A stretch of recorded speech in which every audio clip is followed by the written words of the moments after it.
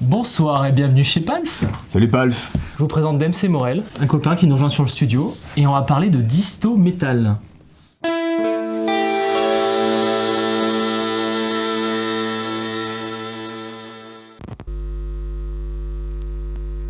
Dempsey, tu nous rejoins directement depuis la Haute-Savoie. C'est bien ça. En tout cas, Dempsey, merci de nous rejoindre sur le plateau. C'est un plaisir. Je suis très content que tu fasses des vidéos avec nous, ça fait quelques années qu'on se connaît. Ouais. Je sais plus si on s'est rencontrés au NAM ou à un autre, plutôt guitare en scène, je crois. Je sais plus. Alors c'est une très bonne question. Je crois que c'était sur guitare en scène. Ouais, il me semble bien, c'était sur guitare en scène en 2018. C'est ça, j'allais dire ça, ouais. Je pense que c'était ça, ouais. 18.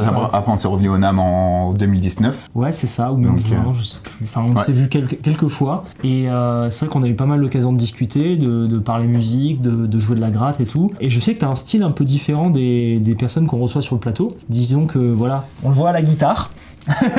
On le voit à la guitare que tu as. Guitare maison. Que tu as conçue. Bah tiens, parle-nous un peu de cette guitare et de ton style. Bon, alors si on commence dans l'ordre de cette guitare, alors ça c'est une guitare que j'ai on va dire faite, en fait j'ai récupéré, c'était et donc que j'ai apporté quelques modifications, donc c'est une Ibanez, c'est une Ibanez, qui est enfin voilà, c'est marqué. Mais du coup non, ce que je veux dire, c'est un modèle un peu unique en fait, c'est pas du tout c'est un manche de Ibanez à la base, d'un manche d'une Ibanez Randy Royd. Ok. Et donc c'est un manche qui est super et très rapide et très véloce, et ensuite ça c'est un corps de Charvel. D'accord, donc t'as pris un corps de Charvel, un manche d'Ibanez. Exactement. T'as fait ta petite peinture, on se demande en quel honneur. Voilà, et du coup, et donc ensuite après c'était de l'assemblage. Moi quand je l'avais récupéré, donc c'était un Floyd Rose mais qui n'est pas sous licence. Okay. Donc après je l'ai changé, et ensuite ce sont des micros, ça envoie des sacrés micros. On va dire que ça envoie sa race. Regardez-moi ça, là on a un micro des familles qui envoie une violence certaine. Là on a juste une décoration, hein, vous inquiétez pas, si vous voyez les fils de cuivre, tout va bien. Et ça là, c'est la double violence. Je connais pas les modèles, mais je vais les classer par ordre de violence. Tu vois, sur 10, là on est à 37.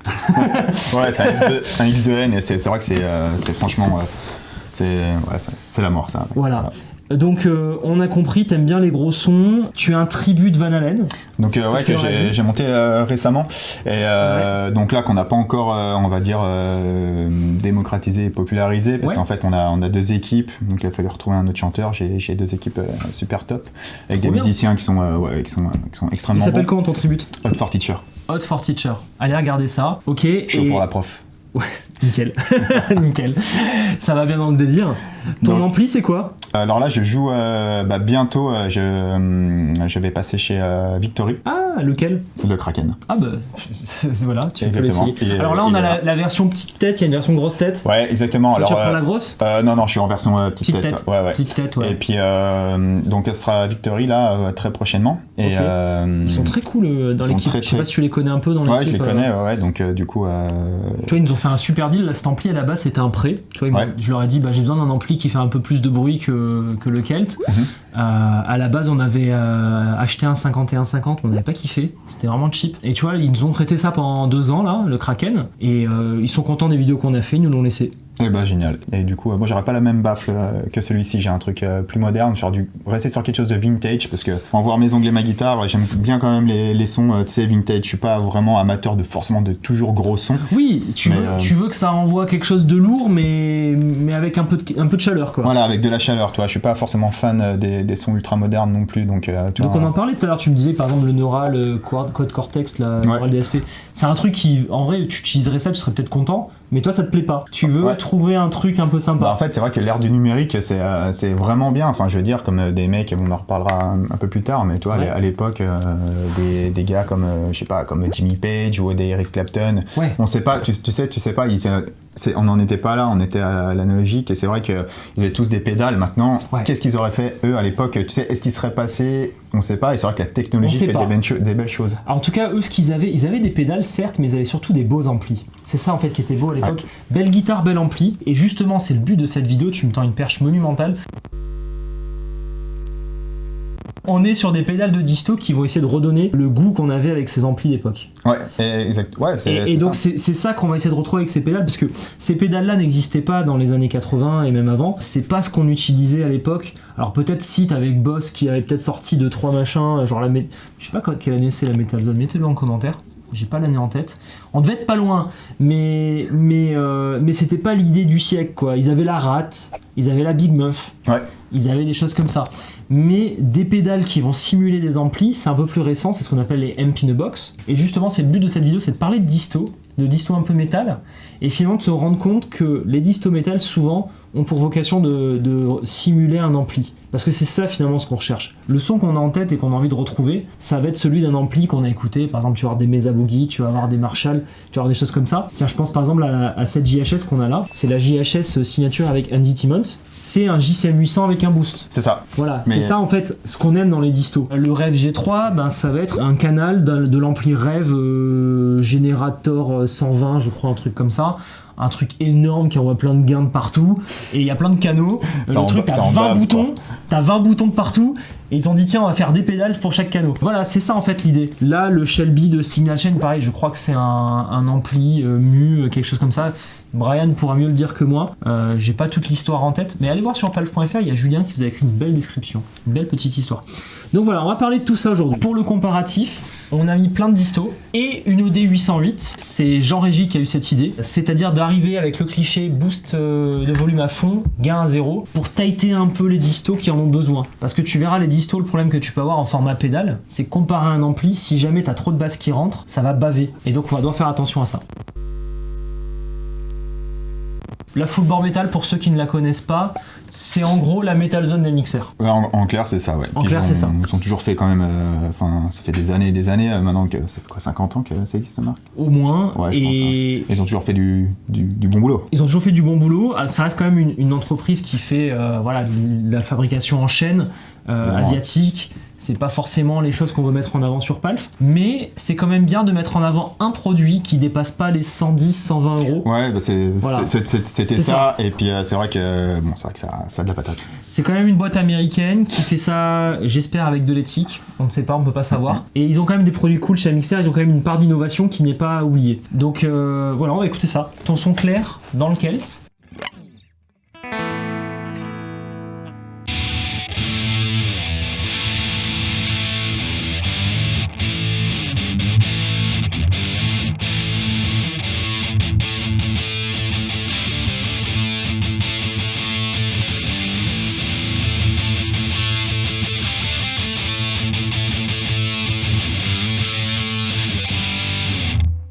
C'est fou que t'aies eu envie de jouer ce riff là. Rappelle-moi, c'est qui déjà ? C'est Ted Nugent. Ted Nugent. Ah ouais. C'est fou que t'aies eu envie de faire du Ted Nugent avec cette pédale là. Tu vois, je me serais dit peut-être tu me l'aurais sorti sur la Shelby, mais elle a l'air d'être confortable à jouer en fait. Bah du coup ouais, je sais pas, puis j'avais un peu ça en tête et après c'est pas bon ça reste, on peut pas dire que c'est typé rock ou vintage quoi. Ah non, là c'est pas du tout typé vintage. T'as quand même une palette sonore quoi, mais du coup c'est incroyable. Alors là, le réglage qu'on a fait, j'ai coupé quasiment tous les aigus parce que juste on écoute ça, les aigus que t'as sur cette pédale.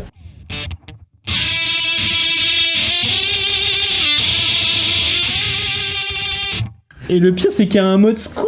Il y a un mode scoop. Il y a un mode scoop pour enlever encore plus de médium. Mais ils sont fous. Alors la pédale, je sais pas comment elle a été designée. Peut-être c'était pour mettre dans un ampli déjà un peu crunché, tu vois, genre un Marshall ou un truc comme ça. Ouais. Mais c'est incroyable la dose d'aigus, de gain et tout. En fait, ça représente bien la Metal Zone. C'est-à-dire, c'est la pédale. Une fois que t'as un réglage, il faut plus y toucher. T'es pas sûr de le retrouver un jour. Non mais c'est ça. Non mais ça a de la patate. Ouais. Alors après, c'est un gain.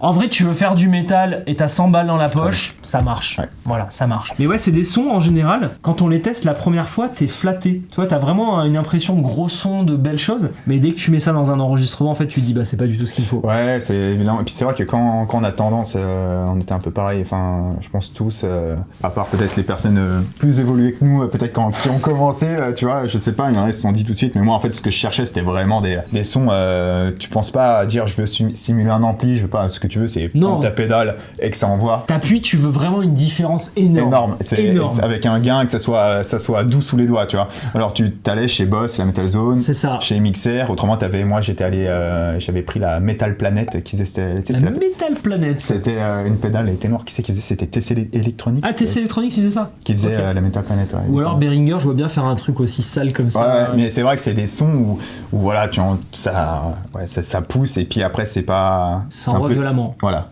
Alors, c'est ce qu'on recherche finalement quand on démarre et toutes les pédales de disto ont ce côté, tu as un son clair qui est normal et d'un seul coup ça te le transforme, ça te l'emmène ailleurs. C'est pour ça qu'en général, les distos, moi j'ai beaucoup de mal avec ça. Je préfère stacker des overdrive. Je sais pas si tu vois ce que c'est le principe du stack. C'est en gros, tu vas mettre plein d'overdrive successivement pour avoir un gros son, mais qui reste naturel et progressif. Exact. La différence entre le stack et ça, c'est que tu n'auras jamais ce son-là avec un stack, ou alors ce sera incontrôlable avec beaucoup de bruit. Mais à l'intérieur, c'est ce qu'ils font en quelque sorte, ils font un stack. Mais l'avantage qu'ils ont dans une pédale de disto, et ça il faut en parler, c'est qu'en gros c'est un stack, mais ils enlèvent les étages intermédiaires inutiles, genre la tonne, genre le buffer, des choses comme ça. Et ils vont juste mettre des étages de gain successifs, bien taillés, bien réglés. Et c'est ça la difficulté pour faire une bonne pédale de disto. Moi là-dedans, je sais qu'une pédale que j'utilise souvent, c'est la Rêve G3. Je veux te la faire écouter, comme ça tu sens directement la différence.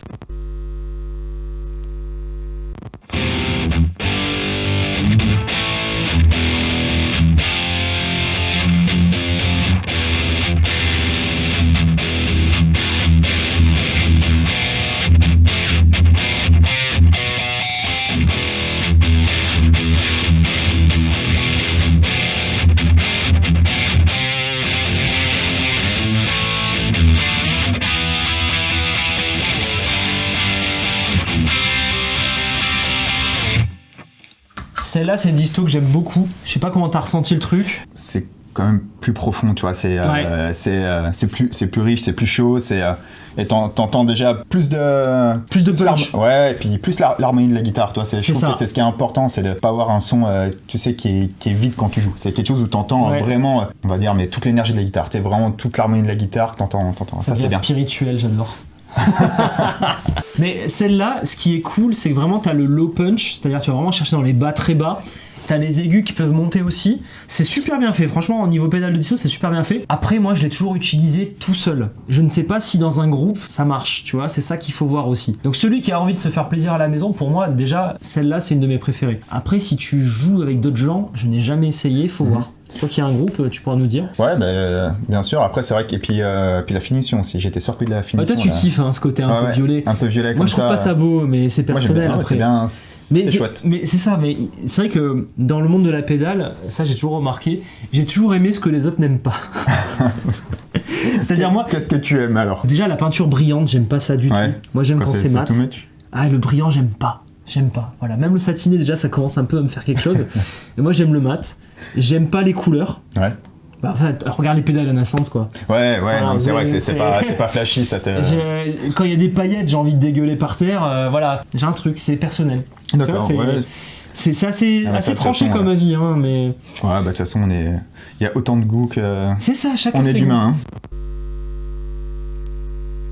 JCM 800, donc ampli Marshall très connu dans les groupes de métal, même rock, enfin tous les styles ont utilisé du JCM 800. C'est pas la Andy Timmons à la base, c'est la Angry Charlie de JHS qui utilise cette technologie, qui sont développées. T'as juste un switch au milieu, ça fait JCM 800. Et Andy Timmons a fait une collab avec JHS, ils ont rajouté un boost et ils ont dû modifier des trucs. Alors je t'avoue, j'ai pas pu se creuser sur qu'est-ce qu'ils ont fait, comment et bidule et machin, mais en gros là t'actives la disto et là t'actives le boost. Et ça c'est cool parce qu'on l'a vu, quand t'es sur des distos un peu moins modernes, genre celle-ci qu'on va tester après, c'est bien d'aller y mettre un petit coup d'OD devant. Ouais, que ça, qu'il y a un... Et donc tu gardes un caractère vintage dont tu parlais et tu vas venir booster pour aller cutter un peu les basses. Donc à mon avis, cette pédale, elle va nous paraître moins balèze, moins flatteuse dans le contexte tout seul, mais pour du live, c'est exactement ce qu'il faut.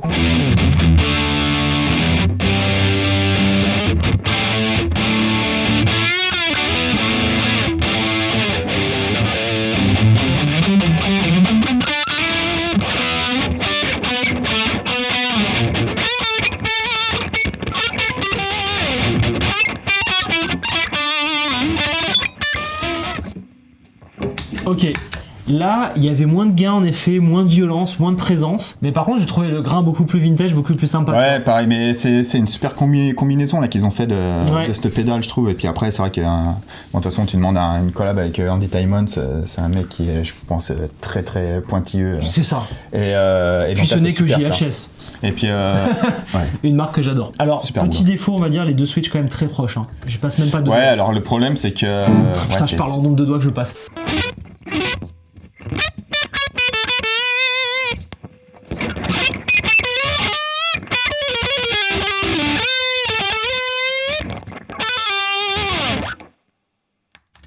Par contre, ça marche. Alors, à la limite, peut-être que c'est pensé pour que tu appuies les deux en même temps. Je suis pas sûr. Mais en tout cas, c'est super d'avoir fait ça, d'avoir ce côté un peu, tu donnes un rétro avec une disto, et puis derrière, si tu veux envoyer, t'as besoin de plus de soutien. C'est ça. Tu appuies sur le boost et après, bon, bah c'est la scène, quoi. Si t'es dans le noir, t'es pas trop éclairé. Du coup, j'ai la solution.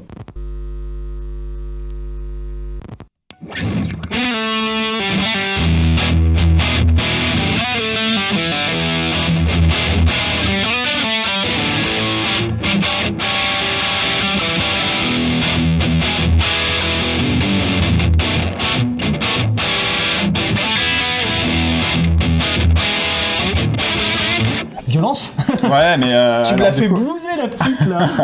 Mais ouais, parce que quand on était sur quelque chose d'un peu, bah toi la finition elle parle un peu d'elle-même, tu vois, c'est vrai que les belles voitures, ouais, c'est ça, toi même les potards tout là, c'est génial, ça c'est super bien. Ça fait penser un peu à ça, mais par contre ça a quand même de la patate. Ah oui, là si tu veux, tu peux lui faire un peu plus de violence, à mon avis, elle te l'a fait. Hein.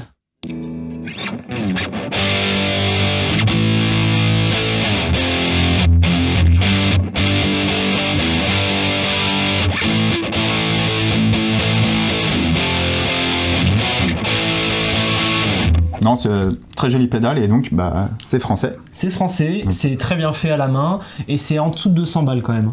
C'est à dire. Ouais. C'est à dire. Okay. C'est vrai que j'ai pas trop parlé tarot. La full bore, on est dans les 110, 120. C'est ce qu'on disait tout à l'heure. Là, au D808, pareil, 130, 120, 130, quelque chose comme ça. Andy Diamond, je crois que c'est 220, 230. Moi, c'est les prix chez GHS. Bah là, en plus, c'est une collab, donc tu dois donner royalties au gars. Ouais, et puis c'est GHS, de toute façon, c'est à peu près ça. C'est vrai que c'est bien la fabrication. On est dans les 200 ish sur ces trois pédales-là. Okay. Et celle-là, un peu moins de 200. Alors, la concurrente de la Shelby, dans le même délire que la Shelby, t'as la Riot, qui est connue justement pour les distos. Moi, la Riot, c'est pas un truc que j'aime particulièrement, mais j'avais toujours testé la version classique. Là, c'est les versions, je crois, Reloaded ou quelque chose galactique, je crois galactique. Okay. Je crois que c'est galactique. Et donc, une différence, ça serait ? J'en ai aucune idée. C'est juste plus cher. Mais j'ai préféré le son. Pour le coup, vraiment, j'ai préféré le son de la classique. On va essayer ça et après, on va les comparer.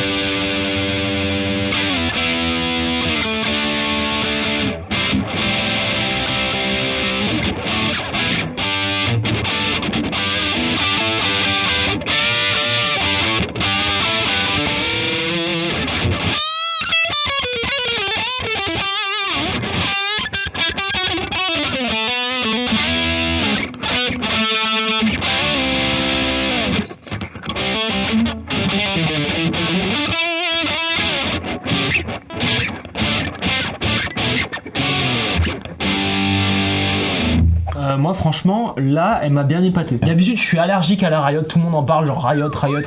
Excusez-moi pour cette petite représentation de ce que j'en pense. Là celle-là oui, voilà, acheter la galactique, pas l'autre toute violette, non plutôt rouge-violette, je sais pas comment dire. Non, elle est aussi violette mais là elle a des paillettes, ça me donne envie de vomir mais oui celle-là elle est bien. On parlait de finition tout à l'heure mais voilà. Ouais, pareil la finition est aussi là je lui mets la finition, il y a pas de souci, elle est très bien. Non super, après je connaissais pas l'autre. Très bien. Je sais pas à quoi elle ressemblait, mais. Bah, elle est pas comme ça. Ouais, enfin une Riot qui marche, quoi. On en a parlé pendant des années de ce truc.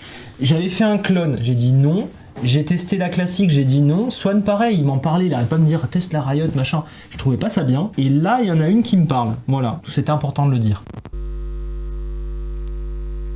Là, par contre, ça a été la giga clacasse. La giga clacasse parce que, en gros, pour moi, quand tu fais de la disto métal, ce qui est compliqué, c'est que tu veux quelque chose de très précis et la moindre fréquence va t'emmerder. Et ils ont fait la heavy. C'est tout ce que j'ai à dire. Tu as des contrôles de basse, d'aigu, de médium, de weight, de gate, de fréquence de médium. Et du coup, c'est plusieurs canaux, hein. C'était ça. Hein. Et t'as 2 réglages en plus, ouais. T'as un canal un peu plus rond, vintage dans l'idée, et un heavier qui, lui, pour le coup, c'est un peu plus agressif, quoi. Ça va tighter, ça va donner de la violence. C'est là pour. Je vais pas donner de mots, d'adjectifs, j'en ai plein en tête, vous aussi.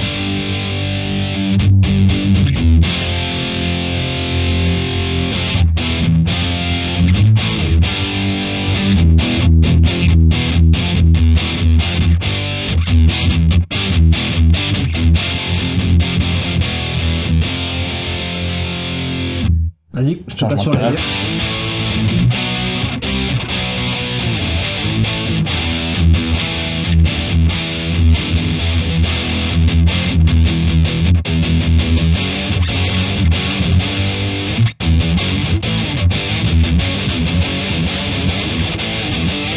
Referme encore un petit coup, j'ai activé la 808 sur la fin. C'était génial avec la...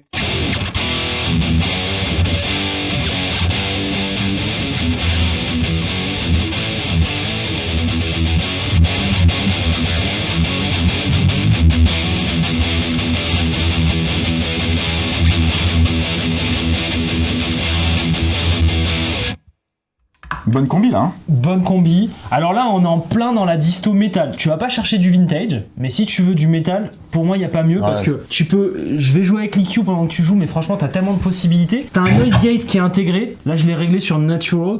À mon avis, tu peux faire un truc un peu plus agressif, genre qui coupe grave.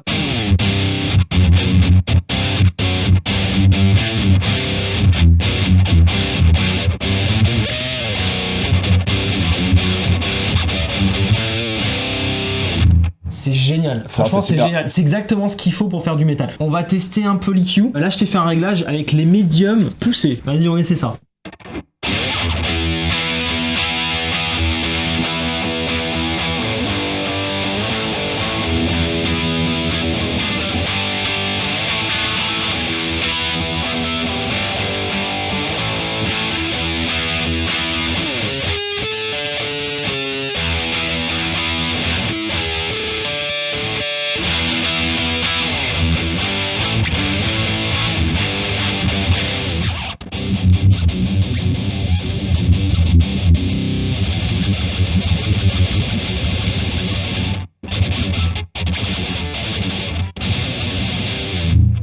On peut vraiment faire n'importe quoi. Tu peux faire n'importe quoi, c'est vraiment génial. Alors là, clairement, comme tu l'as dit, on n'est pas. Ça, c'est pas rétro, là, c'est. Non. Mais en fait, t'as une palette sonore qui est incroyable. Et tu sais où ils sont vraiment bons, c'est qu'ils ont sélectionné les bonnes fréquences, ils ont tout pré-réglé, pré-mâché pour toi en fait. T'as plus qu'à jouer et régler des choses simples. Ouais, exactement, c'est tout à fait ça. Donc, t'as vu ces médiums que j'ai pu te faire, c'est génial. C'est génial. Donc après, je pense que c'est même. Ouais, voilà, c'est. Bon, Heavy, bon, clairement, hein, ils se sont pas dit, on fait dans le.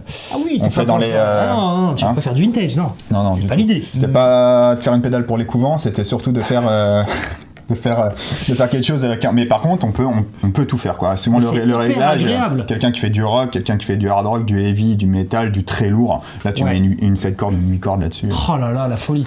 Mais t'as vu ce gate en plus, comme il est agréable, tu peux parler tranquillement, il n'y a pas de bruit. Pourtant, j'ai la Maxon devant, j'ai mis du gain comme un salaud, et on est sur lequel qui est un ampli ultra clean d'une base. Tu sais que c'est un... Tu sais peut-être pas, mais c'est un ampli style Dumble, tu vois, genre Robin Ford. Ok. C'est pour Robin Ford cet ampli. Ouais, ok. C'est la signature Axel Bauer. Ouais, j'ai vu que c'était la signature Axel Bauer. Voilà, t'es sur un ampli comme ça, et on est en train de faire du gros métal. Non, mais ça sonne, en tout cas, c'est très propre, et puis avec super rempli, c'est quel tas. Avec quelle pédale tu repartirais? Tu peux en choisir 3. Allez, mais 3. Tu les classes dans l'ordre. Dans l'ordre. Dans l'ordre. Avec quelle pédale je repartirais? Alors moi je pense que je partirais en premier sur celle-ci. La Shelby. La Shelby. Cool. Ouais. Alors non pas pour vendre le Made in France. Hein, c'est bien, pas du tout ça. Tu as raison de le faire. Je trouve ça super bien parce que du coup avec mon jeu on va croire que je joue vraiment du métal, mais je suis pas guitariste de lourd, hein, je fais pas de death. Hein. Mais donc du coup ça c'est bien. C'est entre les deux mondes en fait. Ouais, c'est entre les deux mondes et c'est top. Et donc si tu y mets un coup de pied au cul, tu rajoutes une overdrive ou un boost, tu vois. Je trouve que c'est le bon combo. Ouais, c'est un bon combo. Il y a Max qui a eu la bonne idée dans l'équipe de nous dire ça. Exact. C'est vrai que j'avais pas pensé sur le Merci moment. Max. Tu viens tighter le spectre. En fait, c'est tout con, mais toujours penser mid boost. Mid boost, qu'est-ce que ça fait? Ça va booster les médiums. Donc, si vous montez bien le volume, ça va un peu faire disparaître les basses et les aigus énervants. Donc voilà, c'est ça qui est bien ensemble. Et puis voilà, la combi avec le Maxon là est super. Ouais. Ensuite derrière, j'aime beaucoup ça. Ouais, c'est très cool. Alors ça, parce que sur scène, ça, tu prends ta gratte, ton ampli. Moi j'aime bien jouer avec des délais. Tu mets ça, un délai, et derrière tu y mets, je sais pas ce que tu mets un chorus ou voilà, ou même juste ça et un délai. Toi c'est un phaser ou un flanger pour ce que tu fais. Ah bah là ouais, c'est plus un phaser, un flanger. C'est un peu, il y a un rack frigo un petit peu là. Non mais du coup ouais, ça, un délai et ceci et ça c'est super. Donc on a bien compris que ton style de jeu c'est un plus vers là-dessus. Ouais. Ce qui est à l'opposé de ces trois là, qui vont plus donner du corps, ça va flatter tout seul. Toi tu veux plutôt percer le mix. Ouais. Et avoir un son un peu plus vintage dans le métal. Bah en fait ouais c'est ça, c'est que c'est de jouer quelque chose qui est riche et tu sais où tu entends et que ça baffe pas, c'est génial. Après comme tu dis ça c'est des sons qui sont flatteurs. Ouais. C'est-à-dire que tu mets un power chord, bam. Terminé, bonsoir, ça sonne, tu vois. Ça pardonne un peu plus que ça, tu vois, quand tu vas jouer. Là, t'as intérêt à pas te louper, ouais. Ouais, non, exactement. Donc, c'est un peu le principe de l'overdrive et du crunch qui sont des effets où quand on dit à ceux qui, enfin, même aux confirmés, on dit, bah là, si vous travaillez votre son, vous travaillez en crunch. Et là, c'est vrai que c'est des sons qui sont quand même plus durs à maîtriser. Et ensuite, en dernier, avec quoi je partirais, j'aime bien ça. Ouais, bon, on a compris, t'es vraiment dans ce son-là, quoi. C'est les trois qui ont des sons proches pour moi. Ouais. T'es vraiment là-dedans. C'est les trois qui. C'est les trois qui ont un son proche, là, ouais, un peu, tu vois, disto, qui va dans le métal, mais qui reste plutôt disto vintage quand même. Ouais, et tandis que là, on est clairement dans le métal. Ouais. Alors après, donc ça reste mon avis, hein, mais après voilà, c'est du bon travail pour toutes ces pédales. Après, c'est comme je disais, NXR, voilà, je pense que c'est plus quelque chose qui est fait pour démarrer. Et puis on sait que c'est fait à la chaîne, que voilà, on sait pas si en éthique, on sait pas ce que ça donne non plus. On sait pas. Mais est-ce qu'il avait moins de 10 ans ou plus de 10 ans celui qui a fait cette pédale? Ouais. Non, c'est pas beau de dire ça. On sait pas en vrai. Après, on sait pas. C'est sûr que c'est des clichés, on n'en sait rien. C'est des clichés, mais c'est quelqu'un qui démarre parce qu'après il en faut pour tous les portefeuilles. Et puis on sait qu'on part là-dessus. J'ai vu que c'était 330, donc c'est vrai que pas tout le monde peut mettre 330 € dans une pédale. Mais franchement, c'est moins cher que d'acheter un ampli. Ouais, non mais bien sûr, clairement. Tu vois, 330, si chez toi t'as qu'un ampli qui fait un crunchouille ou un truc un peu clair, bah tu mets ça et là t'es direct dans le. Ah non, mais là t'as tout. Il y a quelqu'un qui a tout dépend de la guitare que tu as, tu peux avoir une grosse palette sonore, quoi. Tu vois, comme on a pu le régler, tu peux un peu tout faire. Alors c'est sûr que quand on appuie, on s'en va, mais de plus en plus de monde se retrouve sans ampli aussi. Alors ça c'est encore tout un débat, ça c'est encore une vidéo de 3 quarts d'heure, mais c'est vrai que l'idée d'avoir quelque chose comme ça. Il y en a plein qui jouent directement dans la sono avec un DI et puis terminé, mais ça c'est bien. Et voilà, donc après il en faut, mais pour le premier budget, c'est ça. Mais sinon, voilà. Je vous propose de se quitter avec un shred des enfers sur un toutes les pédales.